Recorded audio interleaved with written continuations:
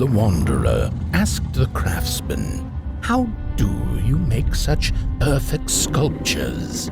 To which he replied, "Oh, there's nothing to it really. I go into the dark woods. I find the sculpture already waiting inside a tree. And then it's just a matter of carving it out."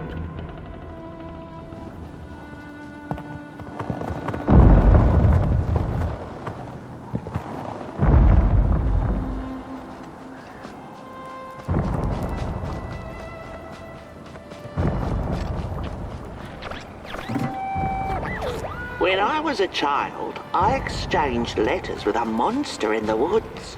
We were best pals, and we shared all our secrets with each other. One day, my sister told me that the monster wasn't real, that she'd written me all those letters to play a joke on me. But the joke's on her, because I knew the truth about the monster in the woods, and we exchange letters to this day.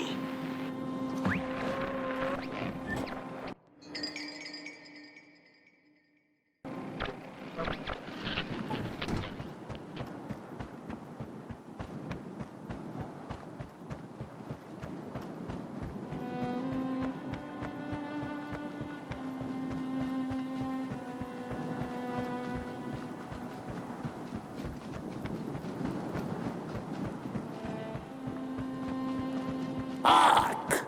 Not very far now. Not very far. The flame longs to be free. Caged, it cannot truly burn. How beautiful. How tantalizing. It is simply the way of fire. It is what it is. It is what it is. You must release it at the summit. The soothsayers have spoken.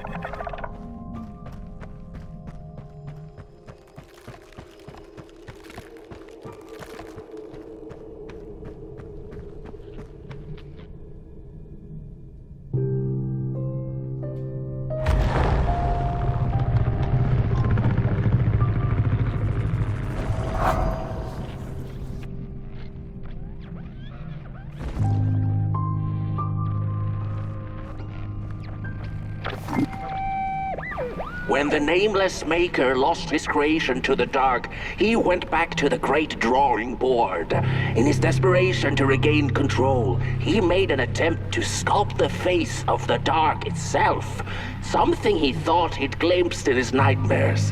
But the face wormed itself out of his mind's eye, and instead his twisted sculptures came alive, grinning and many-legged. Thus, the grinners escaped and seeped into this world as a reminder to the maker that there is always something to smile about, even when things don't go the way you hoped.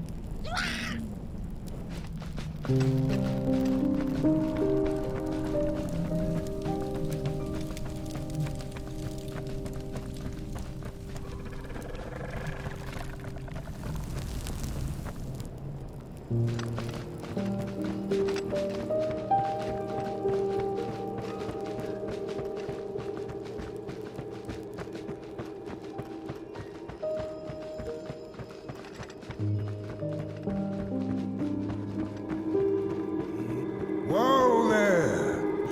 You look like you're about to move a mountain. That's what I get for trying to get in the way of a flame and its destination. Let him walk his walk. Ain't nothing gonna stop him now, looks like. Fare thee well now, Burnt One. You're going to Moon Mountain, and that walk is for you alone. You have a tough decision ahead of you to make, just like the ones who came before. But they're all long gone. In the end, all there's left to follow is your own heart.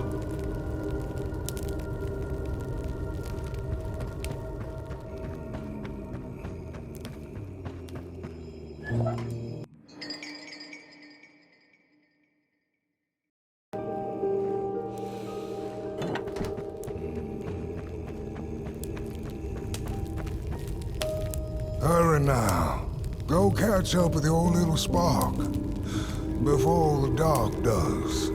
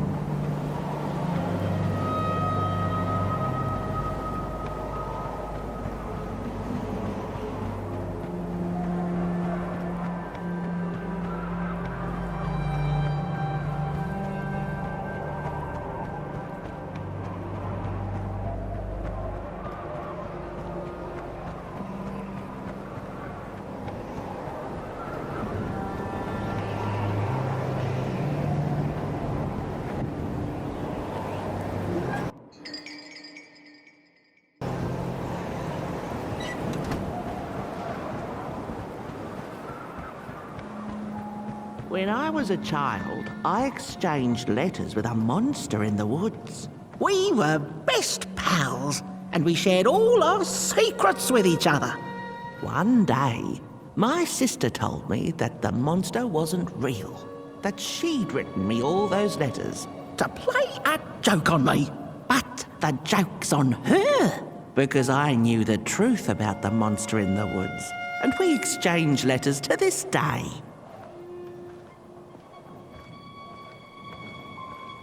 Oi! You the caretaker of this little fireball? What were you thinking, letting him run off?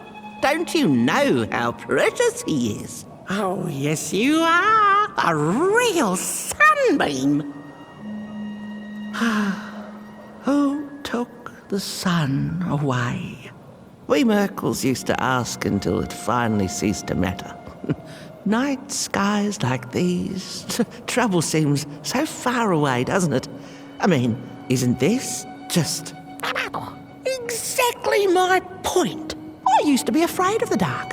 So much so that I became obsessed with these huge electric lamps left behind by the craftsmen of old. Couldn't pry myself away from them. I'd sleep outdoors and under their blinding radiance. One day, I woke up to the noise of quivering planks and nails. And would you believe it was my own house leaving me? It had gotten so restless it grew a pair of legs, took a name and went on a hike. Housey was its name, bless its soul. Houses have no imagination. But I bet it had a grander adventure than I could ever imagine.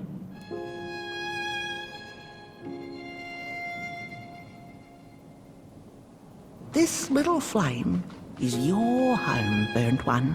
Keep them nurtured and safe, and you'll always find yourself in the right place.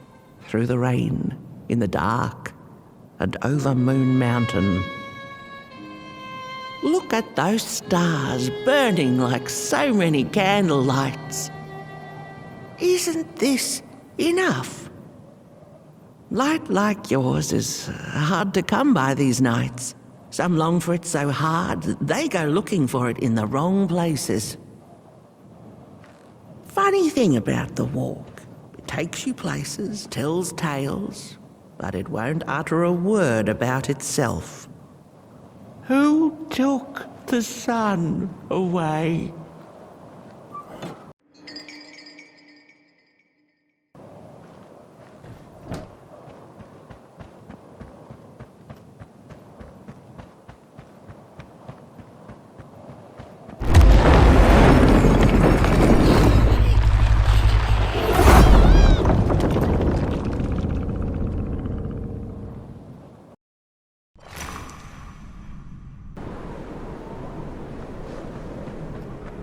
What is the dark? Is it ugly and cruel? Is it a place for monstrosities, for fools lost in the woods? A terrible void where all your nightmares come true.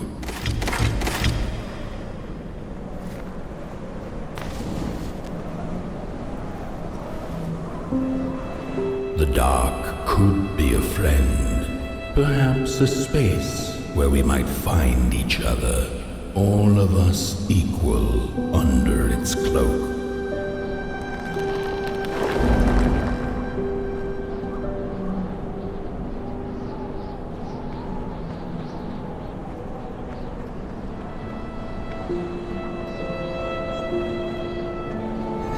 The dark could be an embrace and the release of the old, like taking off a tight shoe, laying bare one's feet, and taking a first step onto a new adventure.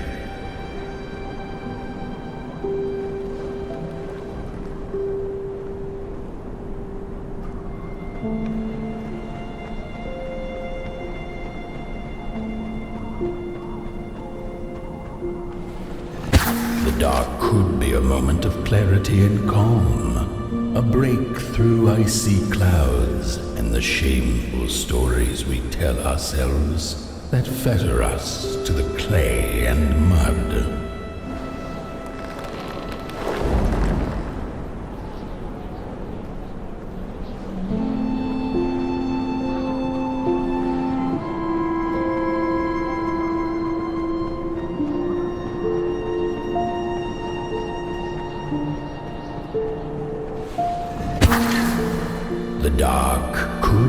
the space and time that we need to recover from the death of a dream and the quiet promise of new beginnings waiting on the other side of grief.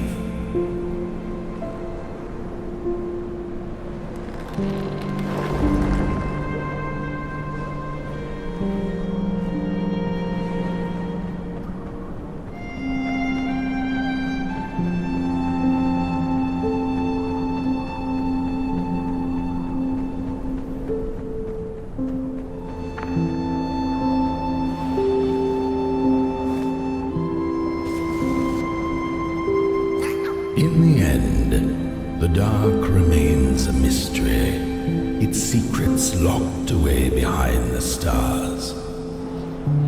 But one can rest assured that it is always there, watching, patiently waiting for us to enter it, with fire in our hearts and with eyes wide open.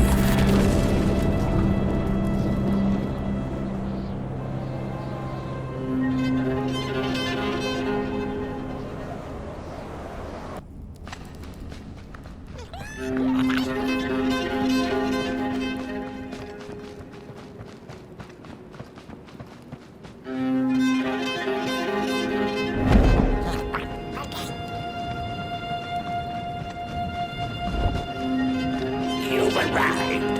Hark! Your fire is dying.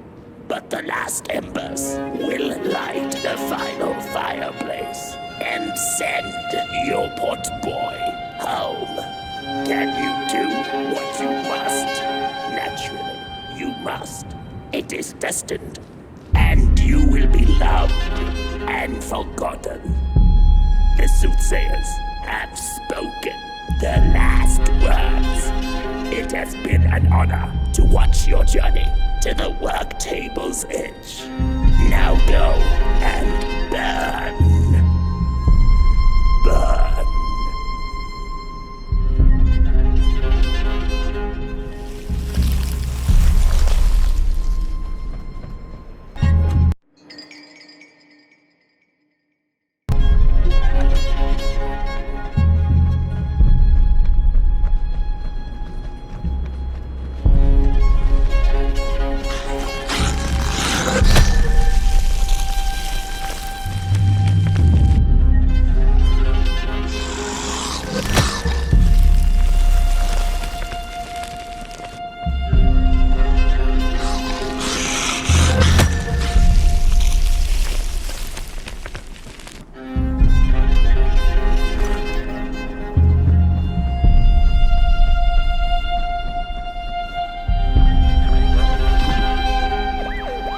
The first two-legged beings did prosper under the first sun, but it didn't matter how much they bathed in its light. They craved more.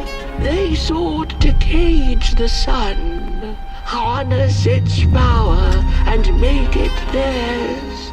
But the makers in their foresight had put the sun far, far away.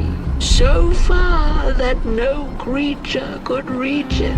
That's why, in their desperation, the two-legged ones began to collect matches, lighting them like minuscule suns of their own. But there are only so many matches in this world, and one day they'll run out, and they shall once again look to the sun.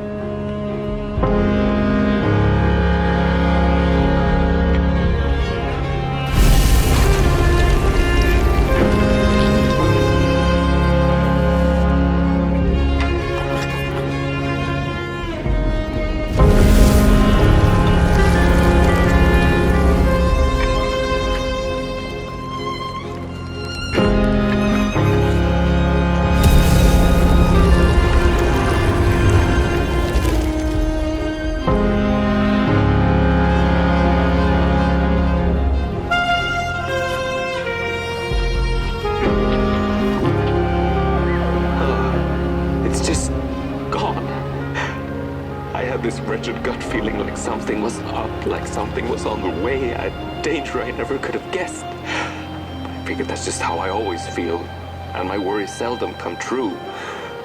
And now here I am, and I have been for some time now, and it just won't come back. I'm thinking, while I had it, I didn't know what to do with it, how to care for it, enjoy it. But if I had it again tonight, I'd probably waste it all over again.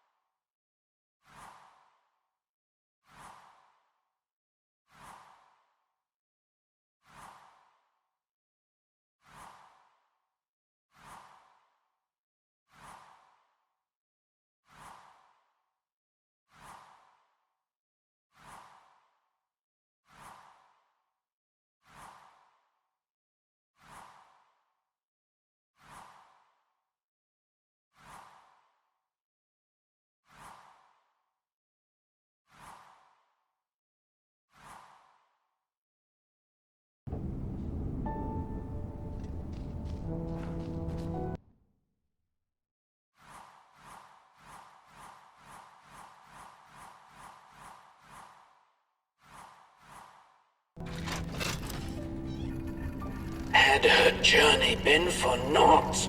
Would she ever feel the rays of the sun again? Bask in their glory, pick rocks on a cloudy summer's day?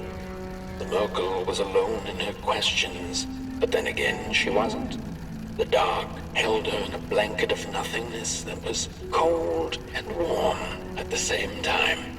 So, she sniffed, "What do I do now?" To which the dark itself replied, "You don't have to do anything."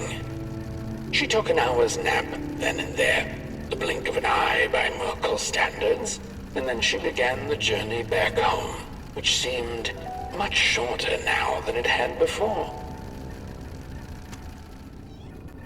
Back home on her hill, memories of the Merkle's many encounters along the way came circling back into her mind. None of her new acquaintances had been able to answer her burning question, but they hadn't been a waste of time either. She knew not if the sun would return tomorrow, in another decade, century, or never. She knew now, however, that she didn't need to know. She had the dark, and in it, anything seemed possible. So busy with her search for answers, ever since she'd left home, she'd completely forgotten to look up. The stars twinkled in the night sky, and there were so many, and they kept her good company. If only a little rock-picking Merkle could know that the seemingly tiny stars were in fact thousands upon thousands of suns. The end.